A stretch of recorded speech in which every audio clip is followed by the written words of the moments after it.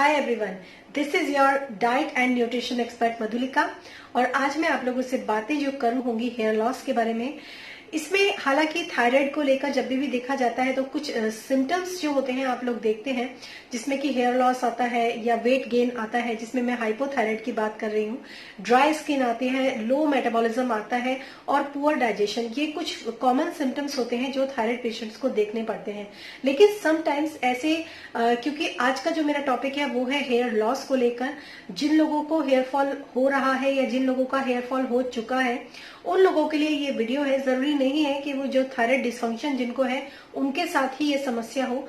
आप आज के वीडियो में ये जानेंगे कि चाहे वो थायराइड हो या नॉन थायराइड हो, जिन लोगों को भी हेयर फॉल का इश्यू है वो लोग किस तरीके से, कुछ ऐसे चीजें हैं, कुछ ऐसे स्टेप्स या सिम्टम्स मैं कह सकती हूँ जिनको देखकर आप ये समझ पाएंगे कि आपके हेयर फॉल का एक कौन सा रीजन है जो हो सकता है। और काश ये इन्फॉर्मेशन मुझे कुछ साल पहले मिली होती तो जो हेयर फॉल ऑलरेडी मेरा हो चुका है वो हेयर फॉल जो है वो बच जाता। लेकिन आप लोग लकी हैं, हो सकता है आप में से काफी सारे लोग हैं जो सिम्टम्स को फेस कर रहे हो थायराइड के, और उन लोगों को अभी तक हेयर फॉल संबंधी कोई भी समस्या ना हो। तो लेट्स गेट स्टार्टेड। और इस वीडियो को हम स्टार्ट करेंगे जो आपका फैक्ट नंबर 1 है, जिसके लिए मैं यहाँ पर बात करूंगी। और ये फैक्ट है, ये बहुत इंपॉर्टेंट फैक्ट है गाइस, इस चीज को आप ध्यान से सुनिएगा। जो लोग थायराइड के पेशेंट होते हैं ना, उन लोगों को एक ये फोबिया होता है कि ये मेडिसिन हमें जिंदगी भर खानी पड़ेगी। तो अगर आपने मेडिसिन की आदत डाल ली है तो उस मेडिसिन की आदत को अब आप छोड़ नहीं पाएंगे। लेकिन यहाँ पर ना लोग बाग इस चीज को, ये कोई एडिक्शन नहीं होता है, मेडिसिन कोई एडिक्शन नहीं होती है। लॉन्ग टर्म तक जो मेडिसिन है उसके रिजल्ट वाकई में अच्छे नहीं है। और अगर आप मेडिसिन लेते हैं लेकिन मेडिसिन लेने के साथ साथ आप कुछ ऐसा काम भी कर रहे हैं जिसके साथ आपका जो हेयर, जिसके साथ आपके थायराइड के सिम्टम्स जो है वो रिवर्स होते हैं, दोनों चीजों में फर्क है। यदि आप मेडिसिन लेना छोड़ देते हैं और उसके थायराइड के जो सिम्टम्स है उसको रिवर्स करने के लिए आप कुछ भी नहीं कर रहे हैं, तो ये जो है आपकी कंडीशन जो है वो और ज्यादा खराब हो जाएगी, और ज्यादा वर्स हो जाएगी आपकी कंडीशन। लेकिन अगर आप मेडिसिन ले रहे हैं, सही डोजेस को ले रहे हैं, और उसके बाद आप साथ साथ आप अपने थायराइड को रिवर्स करने के लिए, जैसे कि मेरे पास जो क्लाइंट्स आते हैं वो लोग मेरे से ट्रीटमेंट लेते हैं, उनका मैं जो ट्रीटमेंट है वो कई बार आपको जैसे डाइट के थ्रू करती हूँ, या फिर कुछ होम रेमेडीज होती हैं वो भी बताती हूँ, या फिर कभी सप्लीमेंट की जरूरत होती है, बेसिक नीड्स होती है।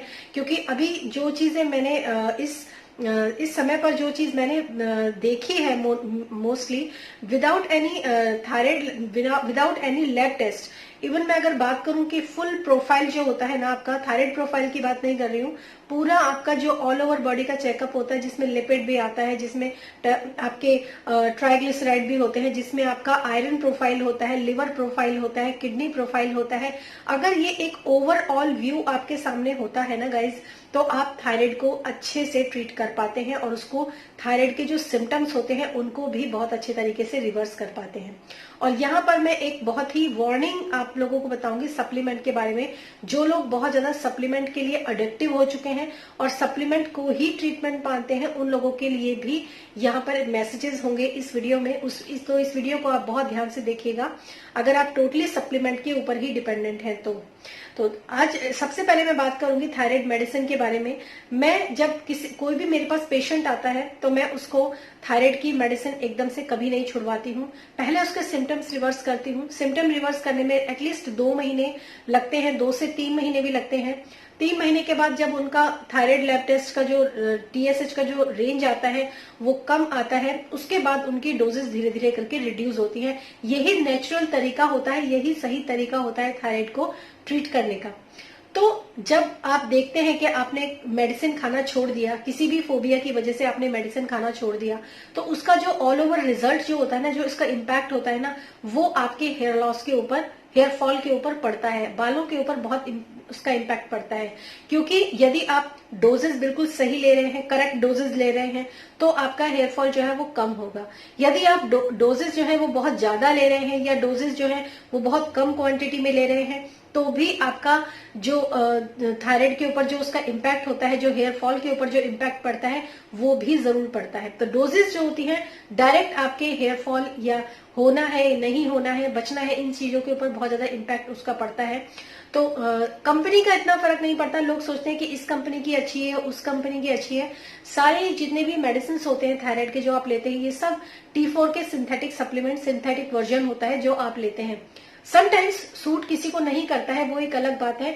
बट अगर आप स्टार्टिंग में ही, अगर आप में से कुछ लोग थायराइड पेशेंट हैं और उन लोगों ने काफी समय से थायराइड की मेडिसिन नहीं ली है, जो मॉर्निंग में एक टैबलेट आपको लेनी पड़ती है, उससे होता क्या है मैं आपको बिल्कुल अगर मैं बहुत ही सिंपल वे में बताती हूँ।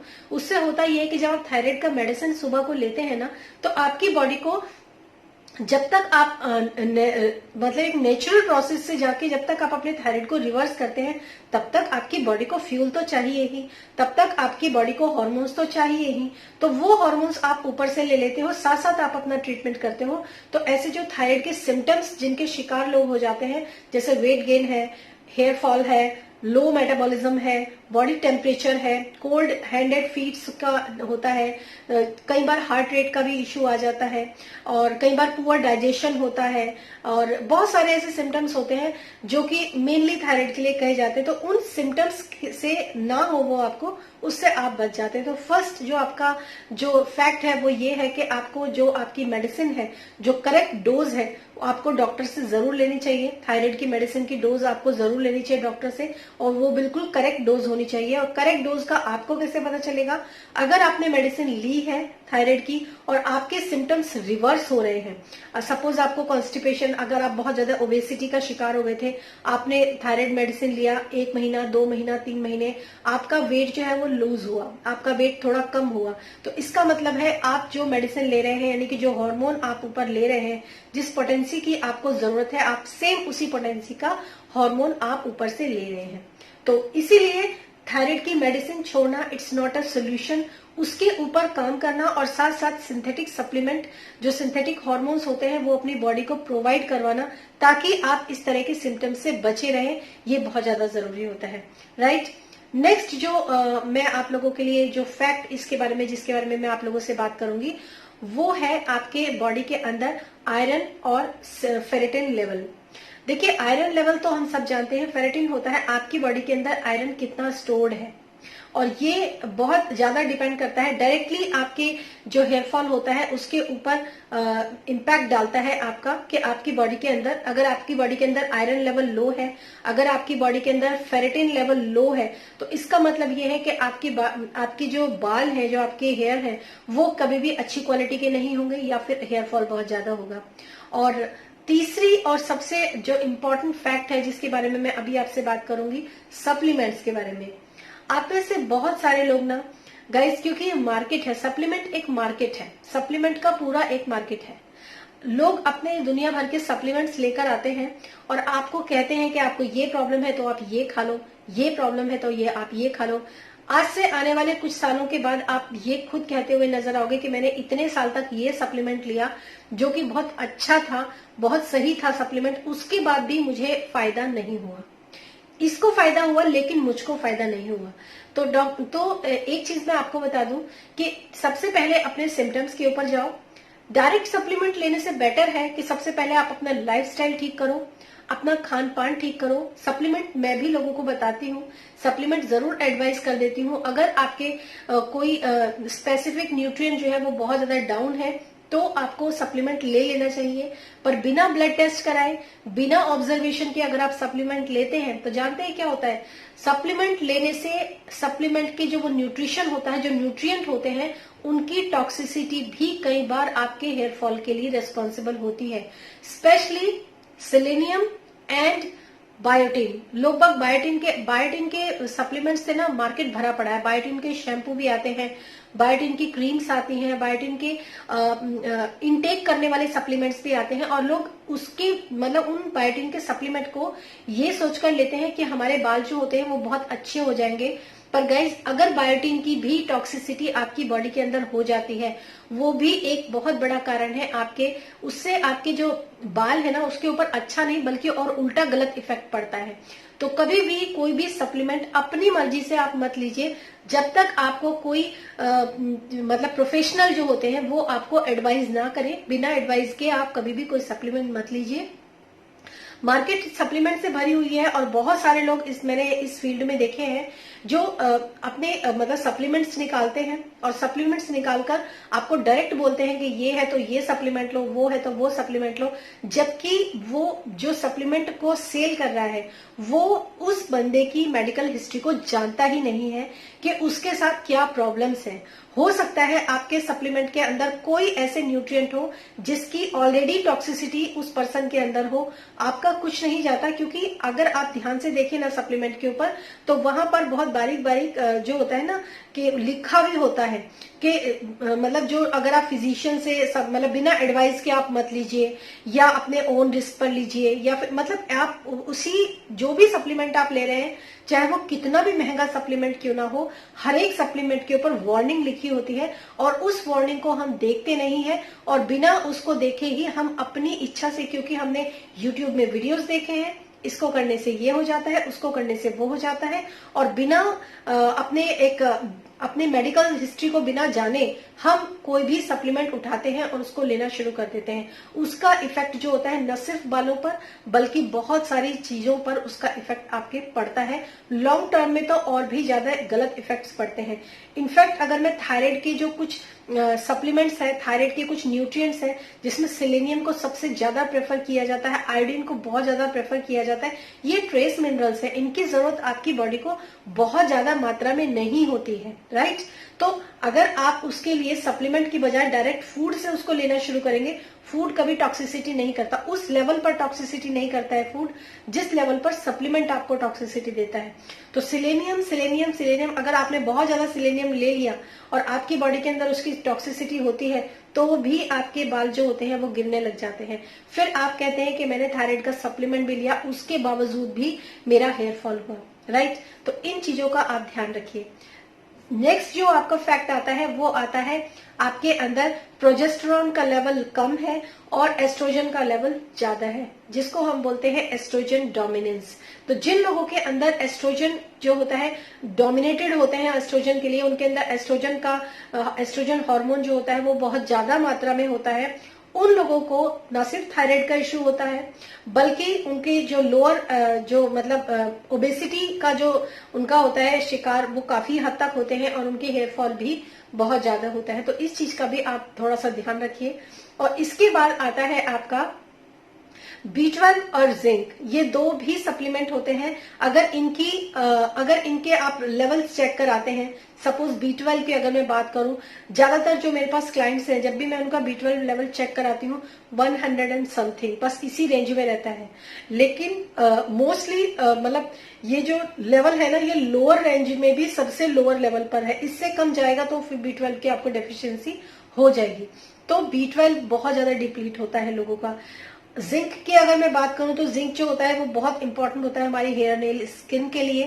तो अगर आप जिंक में डिफिशिएंट है तो भी आपके बाल, आपकी स्किन, आपके नेल्स अच्छे नहीं होंगे।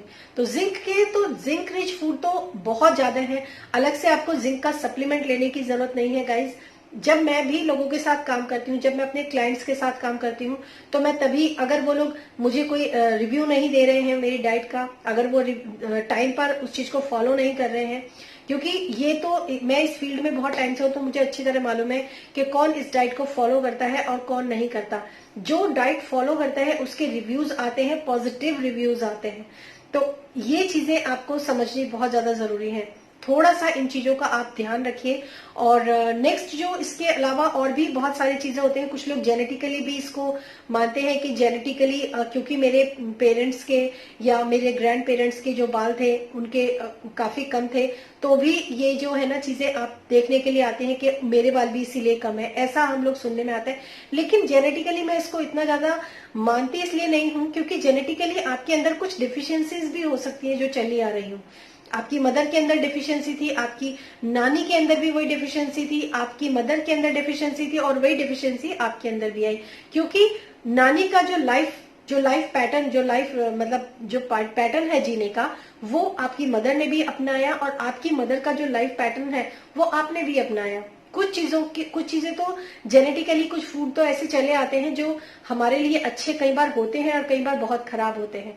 तो इन चीजों का भी आप ध्यान रखिए। जेनेटिकली कुछ नहीं होता है, हालांकि कुछ हद तक जेनेटिकली मतलब मायने रखता है, बट ओवरऑल अगर मैं बात करूं, बहुत मोटे ऐसे लोग होते हैं जो बहुत मोटे होते हैं, उनकी फैमिली में सभी लोग मोटे होते हैं, लेकिन उसके बावजूद भी जब वो डाइट को फॉलो करते हैं, अगर अपना ब्लड टेस्ट करा के डायरेक्ट जो है अच्छे सप्लीमेंट और सही सप्लीमेंट को फॉलो करते हैं, तो वो जेनेटिकली कहाँ चला जाता है फिर। तो इसलिए जेनेटिकली भी ये चीजें इतना ज्यादा इम्पैक्ट नहीं डालती हैं गाइज।